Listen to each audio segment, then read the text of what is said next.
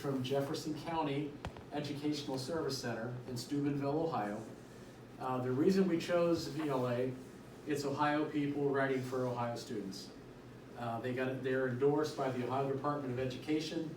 If there's an issue or a problem, I simply call them, and within 15 minutes, the answer's it's solved. When we belonged to E2020, it was take a number. They're in Minnesota. The customer service was terrible. Okay, so with VLA, basically they have morphed along with us. And first of all, how much experience have you guys watched your videos about the VLA stuff that was given by chance? No. I did not. I failed. I watched. Okay. Couple of you. If you get a chance, those are invaluable. Okay, that'll be your best tutoring thing. They're only probably about maybe 5 minutes each section. It'll definitely be worth your time, I promise. Okay. I'll forward it to you. With this thing here, basically, this is the students. I'm going to show you a couple pages. This is the students page. And what was very important I think for your community as well, to show buy-in, they put the Carlisle logo in the corner, just so they'll know this is Carlisle's running this system, okay? And just so that you know, we do not get any supplement from VLA. We're just doing this because we want to be partners. We're partners with Carlisle, Greater Ohio Virtual School. We'll get some kids, some at-risk kids from Carlisle, and we just want to be good neighbors, basically. We're just here to help out. At the end of this session, when we're finished, I'm going to give you my card. If there's anything I can do to help you, just give me a call, okay? But anyway, this is the student page, okay? So when you log on to it, this is what the student will see. Each student will receive their username and password, okay? And when they first log on, the nice thing, the one nice thing also about this page you see right here is it's copied as the parent page as well. The parents cannot log on and do lessons, but they can log on with their own password and see some valuable information like how long has little Jimmy been online today, okay, for the week, offline, which you guys don't have to worry about offline. And it just totals everything up nicely. So if parents are trying to check in to see the progress of their kids, it's right there. There's no way that a parent can say, I didn't know. Okay, so, and we'll get back to that. Right here, this is basically the first thing. Every student, there's a message system. These are emails. And I just kind of made some fake ones here, just going back and forth from the student to the teacher. Just going back and forth down here. These are the classes that the kids receive. And 18 units, and of course this is just a dummy account, okay? With Govs and maybe with your system also, Shane, you're just gonna do a semester hopefully, right? Knock on wood. Semester, correct. Right. Yeah. 18 lessons make a semester, okay? So we advise the kids, when they get their schedule, the most ideal situation, especially for you guys, if a student they're gonna have a full schedule of classes, one would assume, correct? Correct. So I would suggest maybe make Monday their math day, Tuesday language arts, Wednesday science, whatever, however you want to do it, okay? One lesson is supposed to equal 1 week's of worth. That was easy to say. Yes. 1 week of work, good God, there it is. So by doing one lesson, the lesson's supposed to take 5 hours, they designed to last 4 to 5, but as we all know, all kids are different. May take you an hour and a half to do an algebra lesson. May take me 6 because I struggle at math. Okay, so that's how the lessons are designed. Glenn, if you could scroll up to the top real quick, I'm just going to give a little bit on the little logos are about here on top. This is basically the home page up on here. When the kids click on, they go straight. This is the home page here. The next one is another way which you can log on to your account. I don't see the use of them, to be quite honest with you.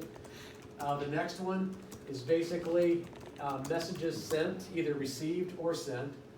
After that, you have an email. If you click on that, Glenn, I'll show you. If the student is to write and connect with the teacher, they can basically find, if they don't know the teacher's name, they can find the subject matter. They have to highlight the name. Okay, they have to highlight the name, just like regular email. Put in the subject, type in something, and send the message. Then the teacher will get that email through their VLA account. And that's how we can go back and forth. Parents also have the same option. They could also send messages the same way.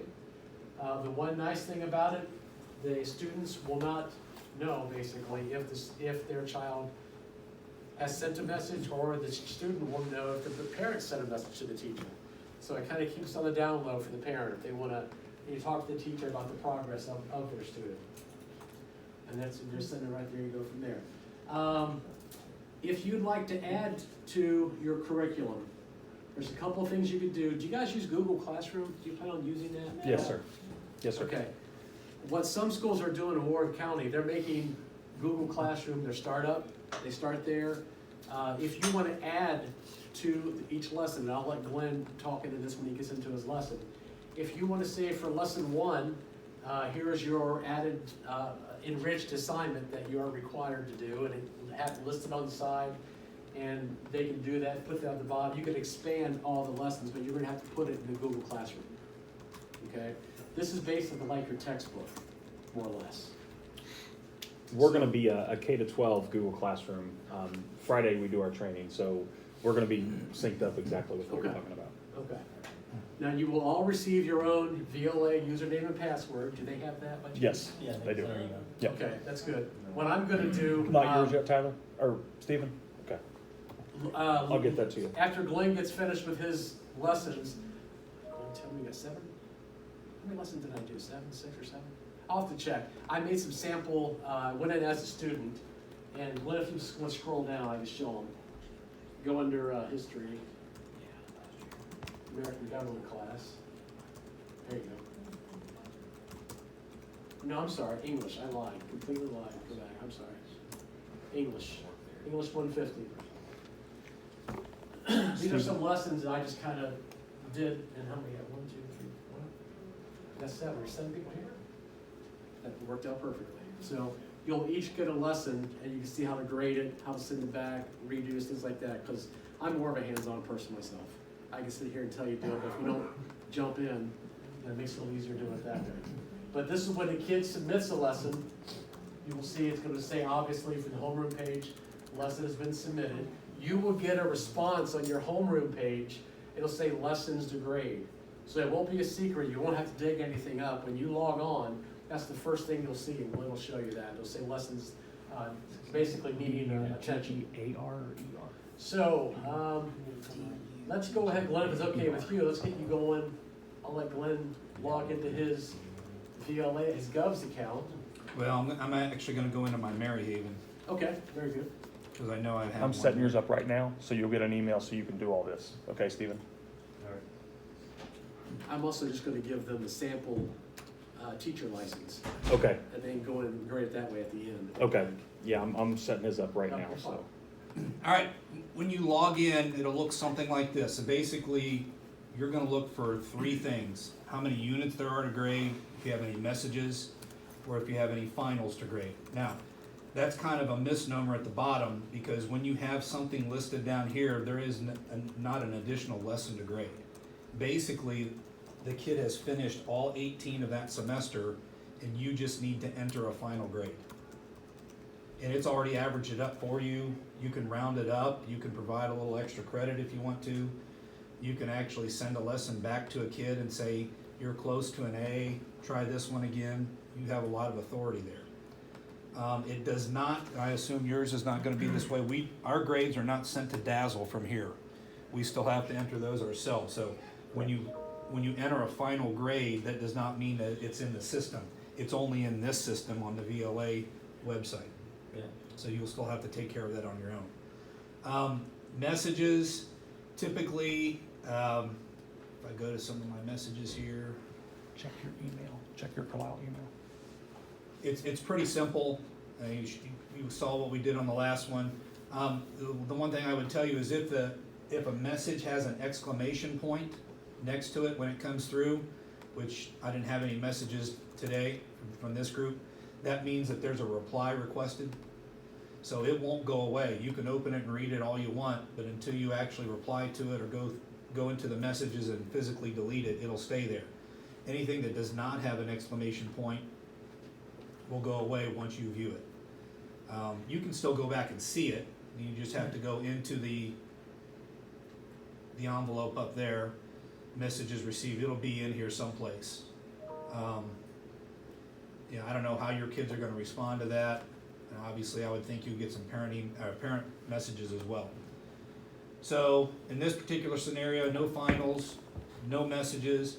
As Brian already went over these things up here, I really don't use those a whole lot, other than the home button and to log out. If I need to reply to a message, it's actually built into the system where you can click on it and it'll automatically set up a reply for you. I'm gonna go ahead and just grade this lesson right here from this gentleman. This is typically what you see when you open up a lesson. Just some things to highlight. Over here, this is how much time he spent online. That means physically on the computer. That doesn't indicate what he did offline. Now at Govs, some of our funding is based on how many hours our kids put in. So we kind of pay attention to this. I graded a lesson yesterday from a student who had literally 1 minute of time. And he got an F, and I gave him an F. And he knows that because he didn't put the effort into it. Now, at some point, will I offer him a chance to do that again if his grade improves? Sure. You have the authority to do things like this. So the first thing that I always look at when I open up a lesson is to see what kind of effort was put into this. All right? Over here on the left-hand side, something else that's I always take a look at is to see how many questions were auto-graded. I do high school math, and actually middle school math. So there are quite a few of my lessons that have a lot of auto-grading. Now in this particular case, there's only 2, and part of it is because the material is kind of difficult. So it's hard for the computer to match up the exact answer. It's not a whole lot of multiple choice. If you have lessons that are a lot of multiple choice and true false, the auto grade will take care of them. I have a couple ACT courses I grade that are all auto graded. So literally, if a kid does well, it's click, click, and I'm finished. Post the grade. The other third area I check is right here. If a kid has a comment about the lesson, it'll be here. Govs kids, the kids I work with, are good about sending us comments. They'll tell you that I struggled with this, or could you send it back if I don't do well on it, this and that. I don't believe parents can add any comments to student lessons, is that right? I don't think so. Okay, so these would just be from the kids themselves. And then this at the end of the lesson is where you would type some general comments for the kids as well.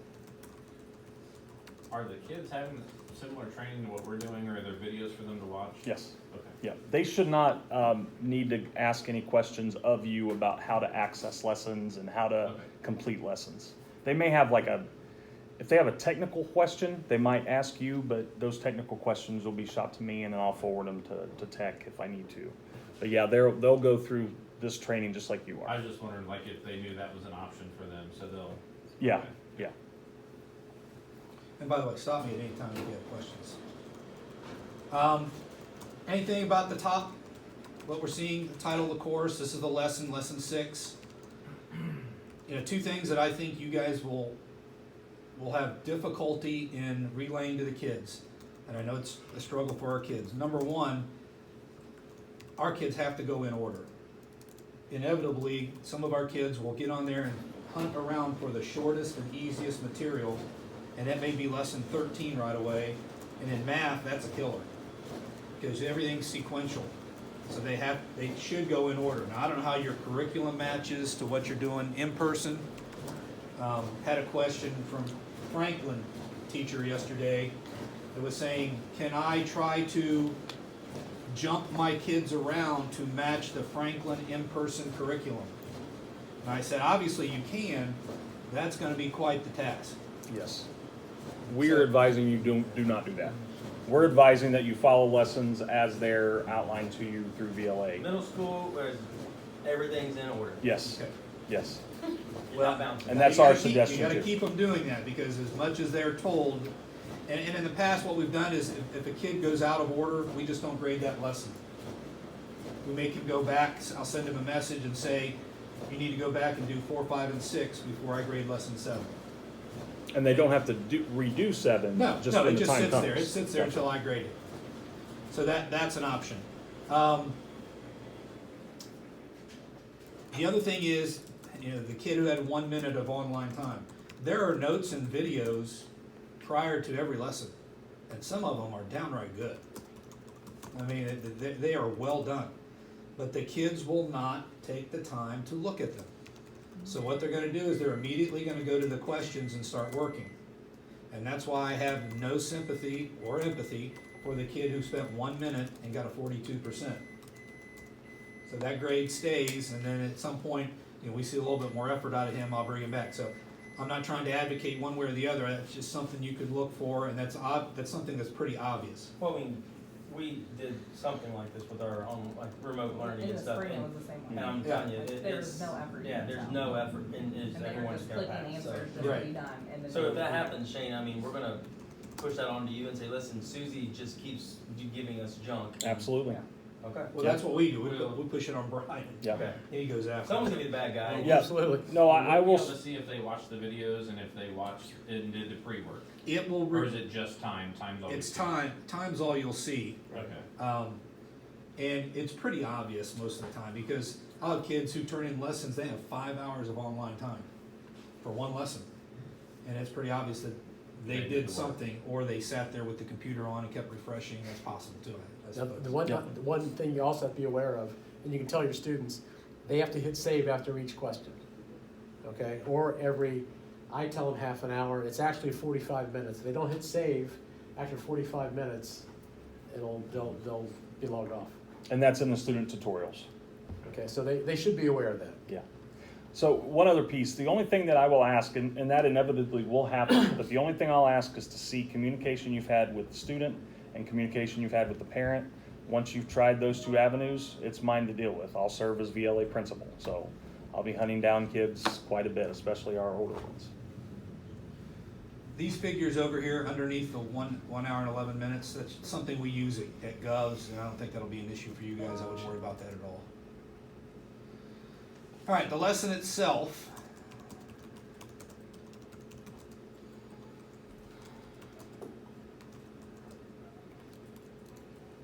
Here's the first question. The correct answer is listed right below.